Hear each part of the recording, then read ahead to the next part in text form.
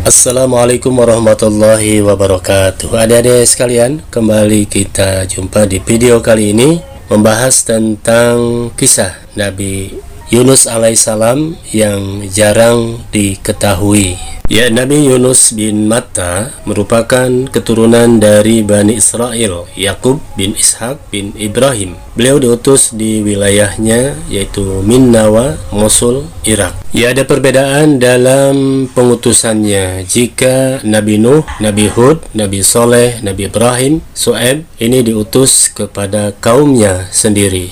Ya, sedangkan Nabi Yunus ini diutus bukan kepada kaumnya dan juga bukan pula kepada yang sedarah.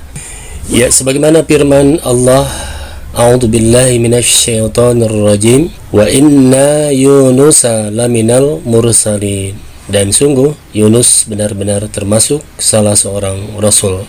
As-Saffat ayat 139.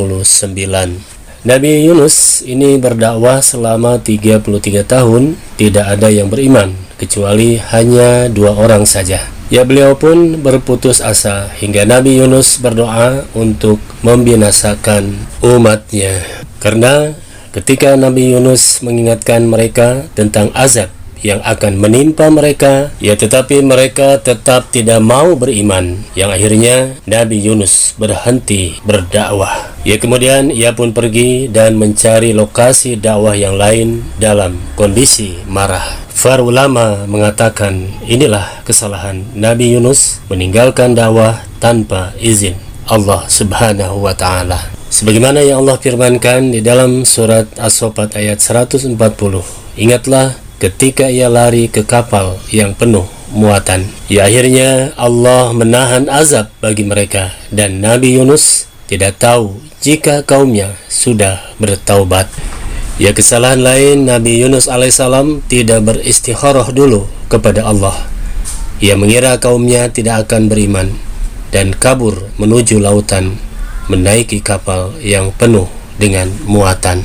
Ya, kisah berikutnya Nabi Yunus alaihissalam kalah dalam undian dan ditelan ikan paus. Sebagaimana yang Allah firmankan di dalam surat As-Saffat, yang artinya kemudian ia ikut berundi, lalu dia termasuk orang-orang yang kalah dalam undian. Ya, kisah di tengah lautan, saking dahsyatnya gelombang yang menyebabkan kapal tenggelam, barang-barang dibuang ke laut, namun kapal tetap terancam tenggelam.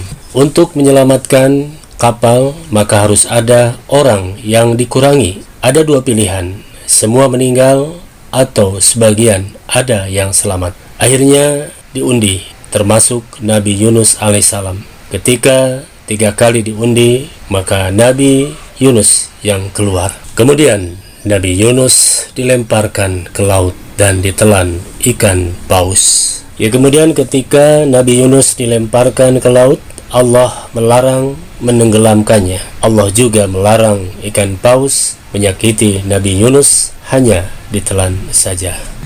Ya, tobatnya Nabi Yunus alaihissalam, maka ia berseru dalam keadaan yang gelap bahwa tidak ada Tuhan selain Allah, Maha suci Engkau, sesungguhnya aku adalah termasuk orang-orang yang zalim. Ya, saat di dalam perut ikan yang sangat gelap, Nabi Yunus pun bertobat kepada Allah atas kesalahannya. Beliau ketika itu dihukum Allah berada dalam 3 kegelapan sekaligus. Yang pertama, gelapnya perut ikan, gelapnya dalam lautan, kemudian gelapnya malam. Maka Allah menerima taubat Nabi Yunus dan menyelamatkannya dari perut ikan paus. Allah Ta'ala berfirman yang artinya, maka kami telah memperkenankan doanya dan menyelamatkannya daripada kedukaan, dan demikianlah kami selamatkan orang-orang yang beriman. Al-Quran Surat Al-Anbiya ayat 88. Ayat lain Allah berfirman, maka kalau sekiranya dia Yunus tidak termasuk orang-orang yang banyak mengingat Allah, niscaya ia akan tetap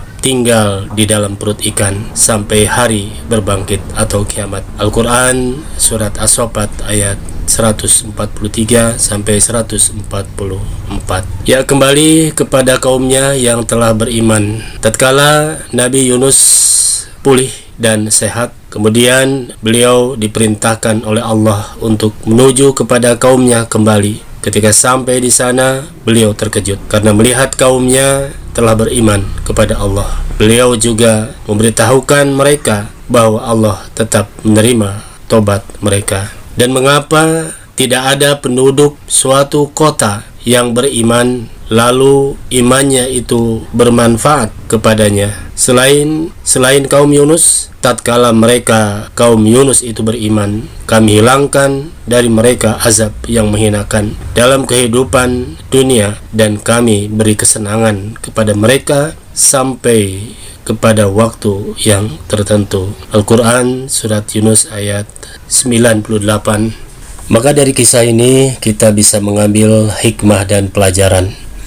Maka ketika kita lari dari perintah Allah Subhanahu wa Ta'ala, maka Allah akan mengajab kita.